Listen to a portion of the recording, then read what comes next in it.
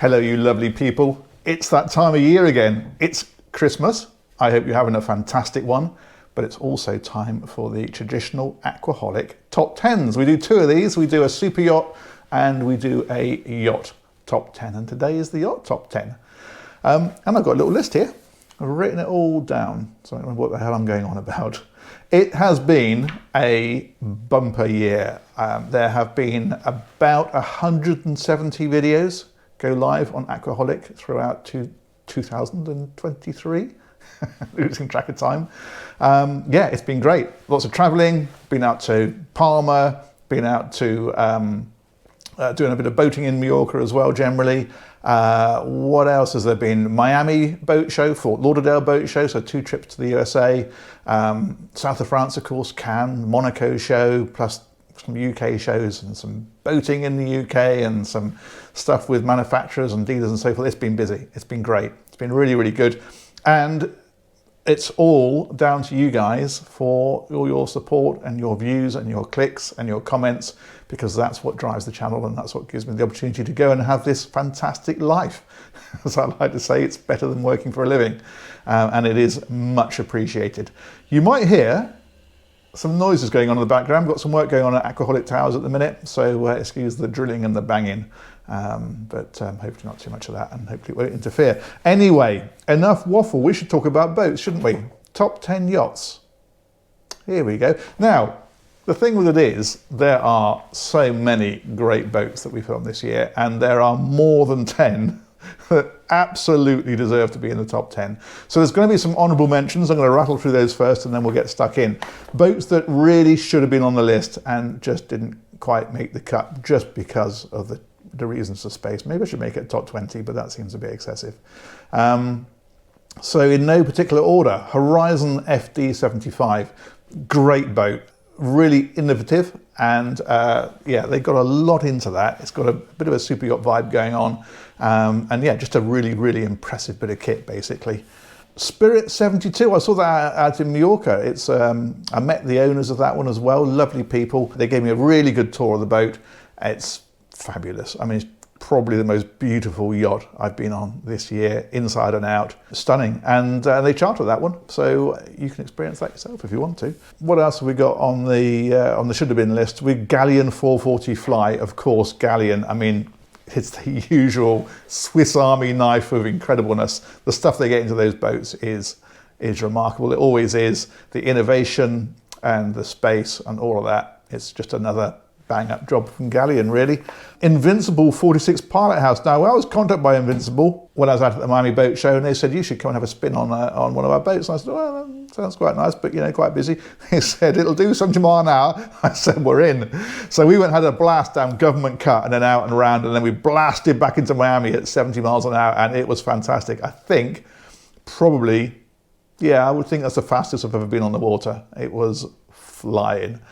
So that was really, really cool. Riva Virtus, that was a brokerage boat that I filmed in Palma. Just beautiful, just the ultimate weekend, and loved it. A really nice thing. Candela C8, filmed that in Palma, and that is a little glimpse of the future. It's an electric hydrofoiling boat, lifts completely clear of the water and runs on its hydrofoils, and that was a real experience. That was great. It was kind of almost spooky because you have no engine noise, but also when the hull lifts out of the water, you really have no sort of hull noise or water noise either. It just kind of glides, you know, about, I don't know, a foot or two above the surface. Amazing thing. That was a lot of fun. What else was on there? Oh, there's a Marlo that I filmed out in, where did I film that? I think that might have been Fort Lauderdale. Just a lovely thing, a real Jimmy Buffett vibe, I thought, and in particular, the bar that's in the saloon on that one, which is actually in the shape of a boat that's done in the same colour as the outside of the hull of the yacht. Lovely, just a lovely thing. Like that very much. Should have made the top 10. They all should have made the top 10, but they didn't. So what beat them? Well, here we go. In at number 10, Bolt 37 grand. Now this was certainly one of the cheaper boats that I filmed. We've done a lot of high-end stuff this year. This was about £250,000 for a 37-foot, 2 cabin, 2 heads, big saloon, big galley, just a really big, comfortable boat. And it really shows how much boat you can in fact get for I say not a lot of money, obviously $250,000 is still a fair old chunk, but you've got to bear in mind we live in a world now where you can spend 50 grand on a 4-cylinder petrol Volkswagen Golf. So, you know, $250,000 these days, we have to kind of recalibrate our brains a little bit, especially as older ones. But yeah, that boat, a lot of space and very practical features, and it just struck me as a really good way to get on the water in a sort of a liveaboard kind of style of boat for not mad money for a brand new one. And then we've got 2 doors here. This one is into the cabin, this one's into the day heads, which is also an ensuite. So I'll show you that. But yeah, check that out. That's a pretty decent size, isn't it? So drawers are in here.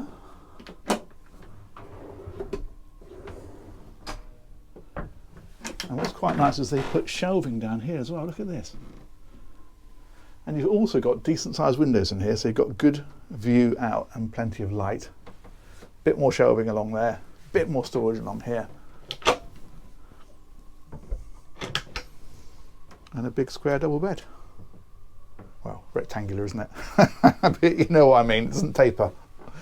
And then this is the door through to the heads, which is also from here. So it can be a day heads, can be an ensuite to this cabin.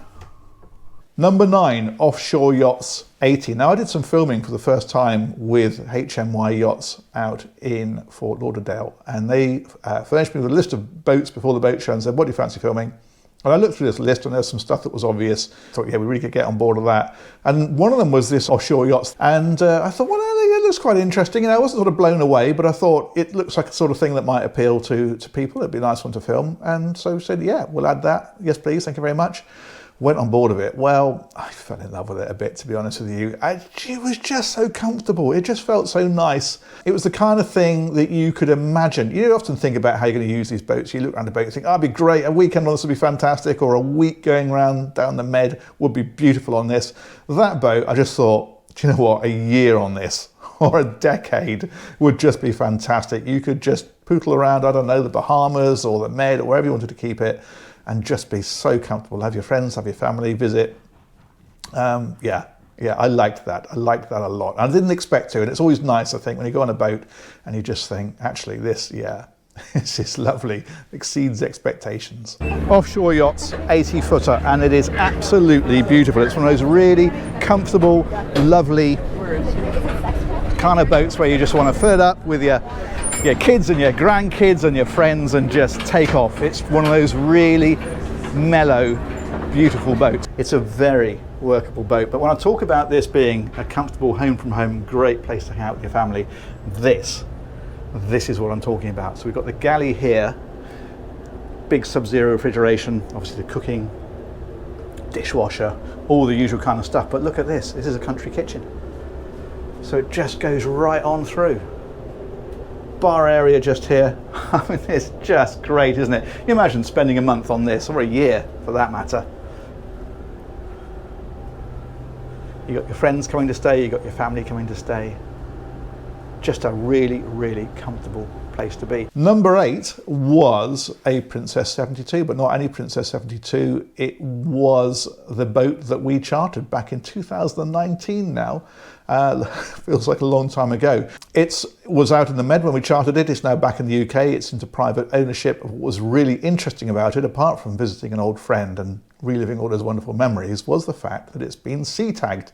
So it had been to Seatag Yachts, and they had done a full refurbishment to owner specification. A lot of money had been spent, and that boat, which, you know, had seen some life, it had been a charter boat, had been brought back and made absolutely beautiful. I mean, well in excess of however it was, even when it was new. It was stunning. Just the imagination and the realization of what the owner wanted that had gone into that boat was superb. It was a lovely, lovely thing to see. But the first part of the refit is mostly inside, and that is what I want to show you because it is spectacular. Come and check this out. Look at that. That is an absolute sea change to what was here before. And in fact, funny enough, there is a yacht tour of the boat that we did when we chartered it. So I'll put a link to that and you better see for yourself. But so much has changed, and I'm going to talk you through as much of it as I can remember. Anyway, let's move on. It's just brilliant. I'm so pleased to see this boat again, and I'm so pleased to see how beautiful she is.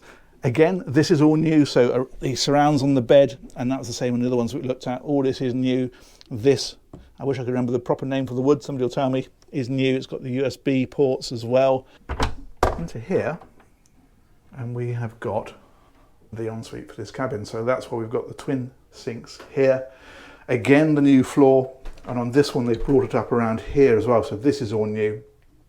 Up around here, just that actually needed doing, so they've done that. And then again, we've got that magnificent view. Look at this. Number 7, the Say42. Now, again, we were invited, in fact, we were invited to go out and have a go with this boat for a while.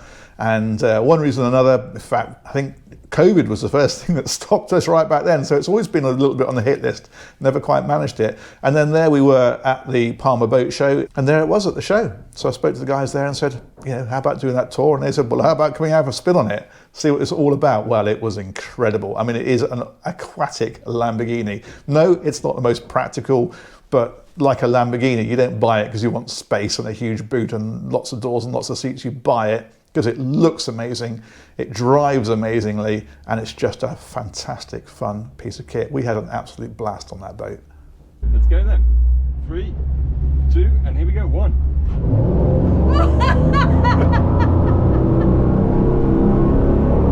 Okay, let's look at these numbers. 30 knots. 33, 35, 40.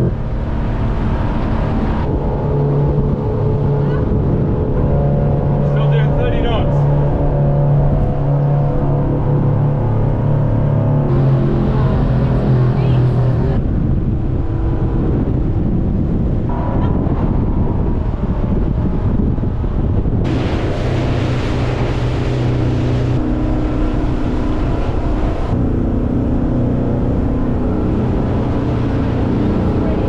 In at number 6, the Riviera 54 Belize. Now, I've toured a few Rivieras this year. They're always a great boat, always very solid, beautifully put together, Australian build, just feel like a rock solid thing. But the thing that I think really struck me with the Belize was the feel of it and the look of it, because a lot of boats now, especially that sort of size, people are prioritizing space. Manufacturers are just building as much into them as they possibly can.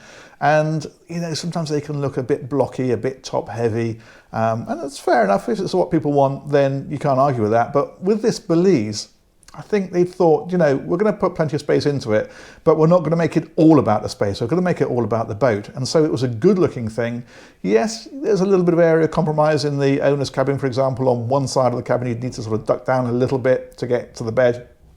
But the trade-off for that was it kept the ceiling low, that kept the saloon floor low above it, that kept the flybridge low above that, because of course every time you've got to add the headroom onto the next level up. And it ended up just a really great looking boat. I really, really liked that. It was a boat I could see myself with. And yeah, it was just one of those boats that spoke to me. So all the Rivieras, yeah, they're all a really great, interesting, well put together boat. But that one in particular, just liked it, just really liked it. Every now and again you come across a boat that just feels intrinsically right, and this is one of those boats. This is a Belize 54 Daybridge by Riviera. It's an Australian built boat, and it feels like a boat built for boaters rather than people who just want a holiday home. And look at the thickness of this, the strength that's in here. Just feels super, super solid. This has got the walnut finish. It's a satin walnut. They will do a high gloss if you want it. The satin, I have to say, does look very nice. I think it suits the boat. More practical details here. This is like a little pump room. Look at this. So again, you can get to everything. If you've got a problem, you can get in. You know, half the battle when you've got a problem on the boat is actually getting to whatever it is that's not working properly. But when you can just open a hatch and it's even illuminated, that's what you want. And again, everything labelled. I am, as you might have noticed, rather taken with that. I think that's a proper boater's boat. You probably could find a 55-footer with more space. Whether you'd find with more style, I don't know. I think this is a really cool machine. In at number 5 was the Bering B76. Now, the interesting thing about this was that the owner of this or the owners, I should say, it's a husband and wife, are really living the dream. They took delivery down in Turkey. They've been cruising around the Med. They brought it right up through the Bay of Biscay, up to the UK, and they're heading up towards Scandinavia. But they were in the UK for a while. In fact, I think they still are in the UK. And so I got the opportunity to go aboard. And it was really interesting for several reasons. First of all, well, it's a bearing. They're always interesting to see, always impressive, always absolutely rock solid. The other thing was that you had to remind yourself that you weren't actually on a super yacht because it was just so big. So, for example, it had things like an upper deck with a sky lounge, which you just don't normally find on boats under 100 feet. And the other thing with it was it had been built very much to owner specification for the job that they're doing, for the task that they wanted. And so there's a lot of customization that went into it. Really, really interesting to see. And then finally, we did a meet the owner with Michael, the owner of that boat. And that was fascinating. So we did a separate video on that. And he talked us through his boating history, what had brought him to buying that boat and what he plans to do with it. And what he plans to do with it is live the dream. So yeah, really enjoyed looking at that one, really enjoyed meeting him, and both of those videos, both the tour of the boat and the meet the owner that I did, well worth having a look at. But yeah, that's a big open deck, and they've done it by putting the helm up on the upper deck, which I will show you, but we're going to head down first of all, have a loop around. I like they put bits of dark accent in places like this just to sort of add a little bit of contrast. Another hull door here, you can see how substantial these are. But let's head on down and I'll show you what the lower deck accommodation looks like. This owner wants to be able to head off out to sea, and this boat has tremendous range. We'll talk about that when we look at the engines. So you can go out and you can stay out, but of course you can only stay out if you've got the range, yes it has, and if you've got the food. And yes it has, because it's got massive refrigeration, freezers, just a whole ton of space. So that they can do exactly that. They can set sail on this and just stay out for weeks at a time. Just really living a dream, because it was a dream to travel parts of the world with a boat, and these parts what we want to travel is not only the Mediterranean, that is like we did now. We did Atlantic now, we did Biscaya, what is really I think every sailor knows about the Biscaya. How it has a reputation. So we did it now, and now the plans for the next year we want to go from Great Britain, we want to go Norway, to do the west coast of Norway up to Lofoten. One of my dreams is to have the Midsummer Night, what is in June. We want to have the Midsummer Night in Lofoten and then go back Great Britain. And next year we want to sail from Iceland to Greenland and then to Newfoundland, and then do all the way down at the east coast of America.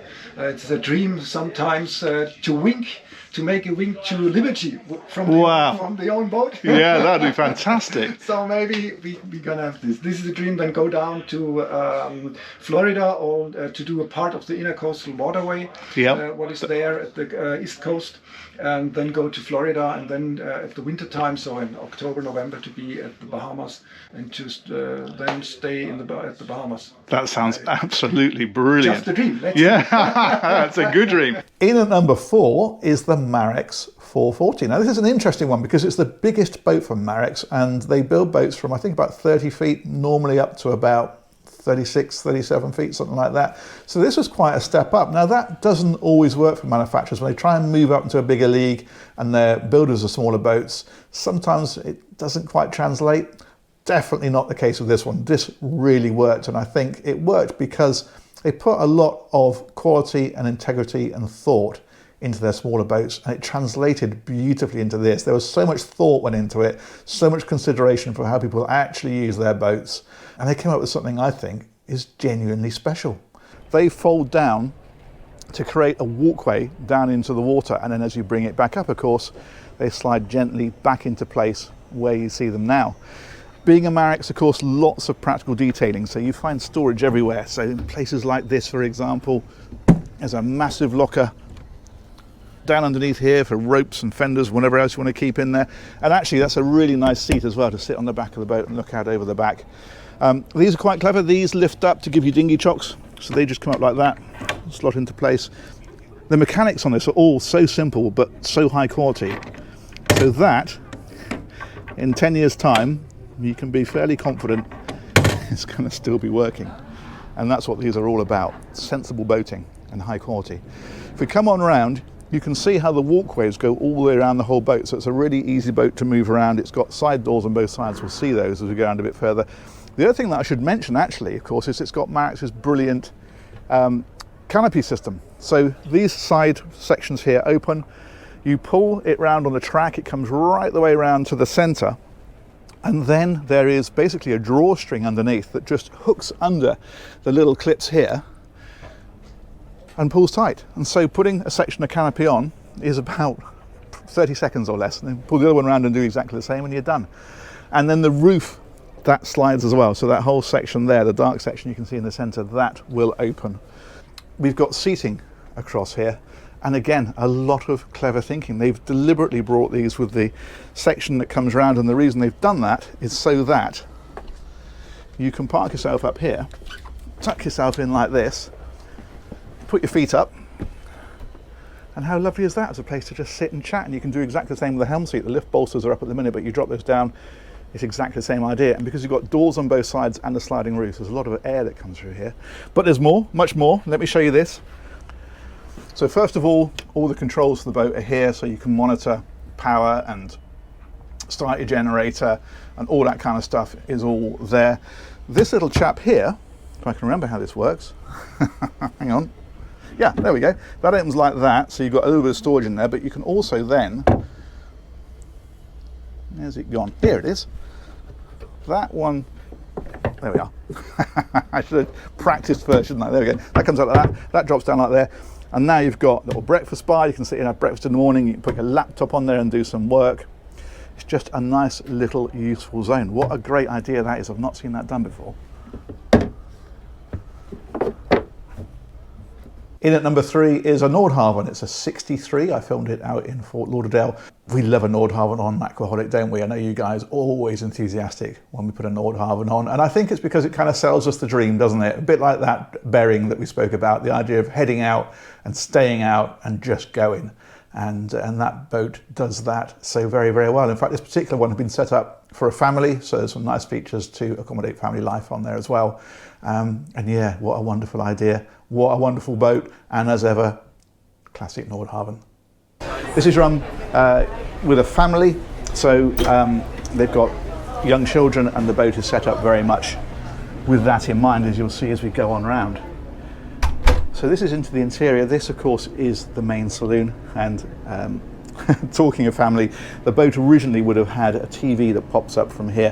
What they've done is fitted a larger TV. Obviously that wouldn't retract, so that's permanently mounted on there, and then the area that the TV was in is used for games consoles and that sort of thing. So movie nights, games nights, that can all be accommodated. Again, there's been a few modifications in here. If we go right up to this forward cabin, for example, this is the perfect example. Because they have young children and they expect, you know, slumber parties and that kind of thing, they've actually fitted these cot berths here. So these can open up. If I push the little button first, there we go. And you can see how these can come out. And they come out and hook onto these and come across. So with young kids, it just allows you to double up the capacity of this cabin if it's sleepover time. If we step down here, we've got these little steps to help us do this. The light is on a timer. In fact, I was down here about 10 minutes ago, which is why the light is still on, because what you do with this is you can spin this little fella here. There we go, we're actually on 40 minutes now. We've probably overspun that a little bit. But this is an engineering area, so bow thruster is here, some of the plumbing is here. Other things we've got here is water makers, but being a serious Nordhavn, of course, there's 2 of them, so that you have redundancy. If a water maker goes out, you're not stuck for making water. You have a second one, and the same is true of the water pumps. They're backed up, so you've got that redundancy again. You have a problem with one, it doesn't matter. You've got the other one still to operate. Hot water is in here as well, there's the boiler for that. And you can see all the various seacocks and manifolds and other kind of stuff, all very neatly installed. It is all very Nordhavn. In at number 2, Princess Y80, and this again from Princess is Princess doing what they do so very, very well. And we say this every time, they always have a boat in the top 10, and I always say this is state of the art from Princess. This is just, you know, them doing what they do brilliantly, and it's that again, and there's nothing wrong with that, because what they do brilliantly They really do brilliantly. It was a very high quality boat, had a beautiful feel to it, just felt special. Inside, outside, engine room, wherever you went, you just knew that you were on a quality bit of kit. And it's just, I mean, what are they now? They are into 50 years plus of boat building, and they've been building flybridge boats since the 70s, and they just nail it every time. And they've done it with this boat. If you're looking for an 80-foot flybridge boat, I think you'd struggle to top it right now. And that one there is a glassware. All very Princess, isn't it? What I find interesting is that they're starting to reduce the amount of wood, so you're getting much more of this type of finish and then the wood accents, and it does lighten it up. Actually, it looks really nice. And typical Princess, and talking of wood, look at the way they've done all of this. It's absolutely beautiful. I always say this with Princess, they're an expensive boat, but in all senses of the word, it's a proper quality product. Owner's cabin, look at this. Full beam of the boat, of course. Let's close that behind me. Back right out over here. How nice is that? Biggest in the boat, of course, to match the biggest cabin in the boat. Got the shower at the end there. Heated towel rail.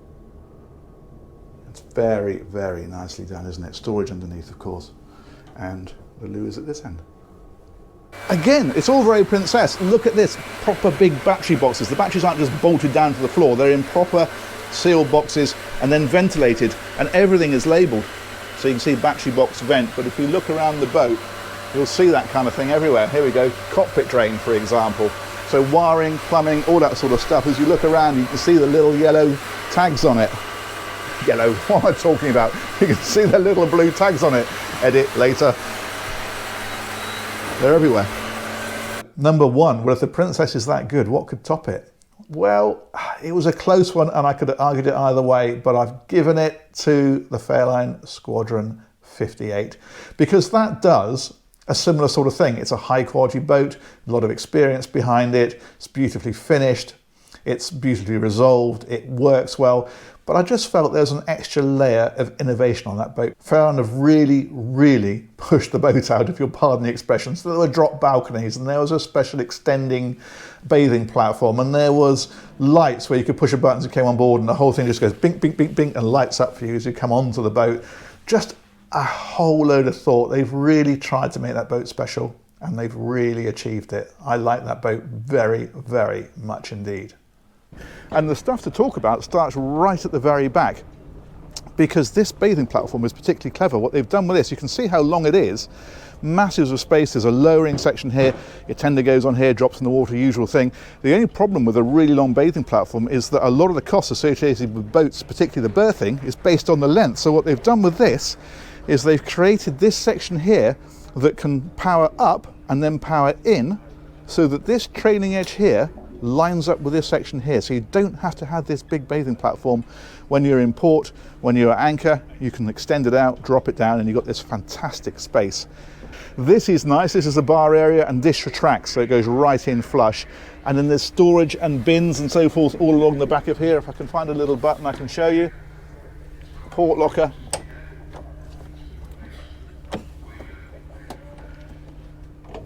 There we go. That, for example, is for ice, so that's a draining locker. And so you've got central lockers, you've got a bin, you've got all that kind of stuff. You've also got the extending passerelle. So this is for stern to berthing. Some really, really nice substantial deck gear, as you'd expect with a Fairline. You'll notice these hinges here, and that's because I'm stood on the door to the crew cabin.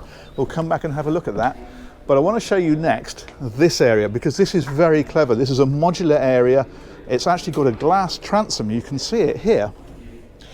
And you can reconfigure this, and I'm going to show you how that works, so that you can have seating facing the other way rather than into the boat if you wish to.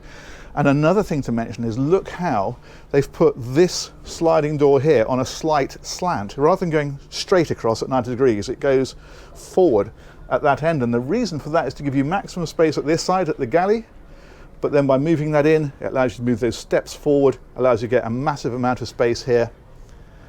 That actually works really well. That's very clever. And then while we're here, of course, we've got to talk about these balconies. Look at this. Look at the space that you get with this. These bar stools here, you can put here if you want to, or out here. What's also quite nice is these are slot-in rails that go around the outside, because of course these, when you're running, lift up, power up, and become part of the bulwarks down the side of the boat. So of course the next question is, what do you do with these when you take them out? Well, these are dedicated lockers specifically for those, so you've got them to hand and you're ready to go.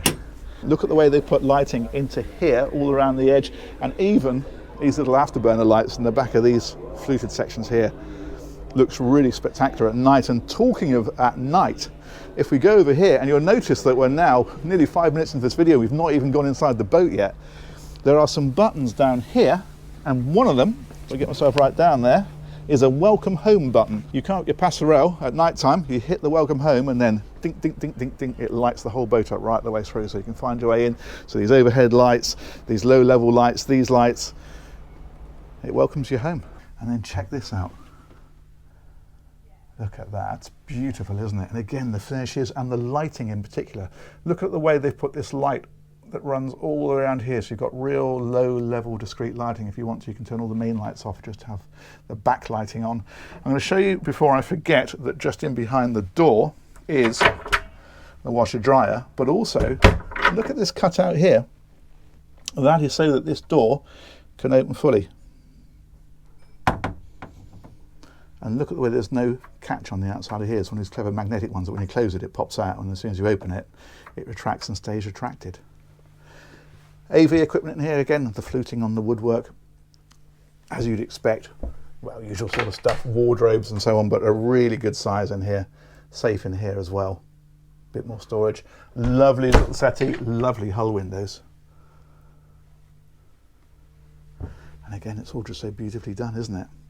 You've got power sockets down by the bed, USB and mains. You've got light switches, so you don't have to get out of bed to turn the lights on and off. That little chap there. A bit more storage.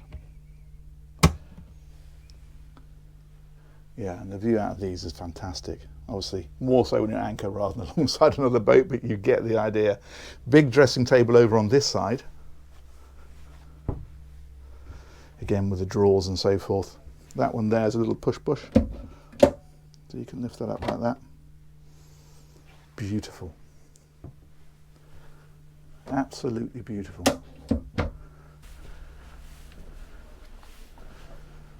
Head out of here, and while we've been inside, the elves have been busy.